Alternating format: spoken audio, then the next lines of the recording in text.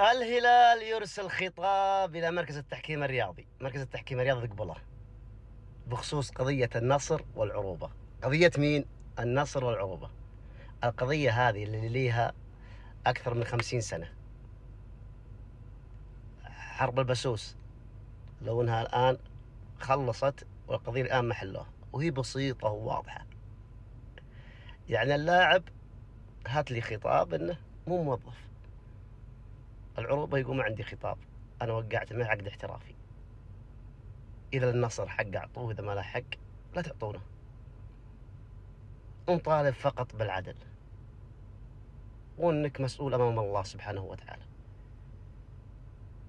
يعني قضية رابح رافع، حتى أنا نسيته من كثر ما طولت في القضية. أقدر أتأكد من البنك، من التأمينات، من القطاع اللي هو شغال فيه. دقيقة طق طق وأنت مخلصها. الجولة الأخيرة إذا الهلال تعثر بالتعادل أو خسر وجت نقاط العروبة إن شاء الله النصر، وفاز النصر المباراة الأخيرة، النصر يعرف النخبة الأسيوية.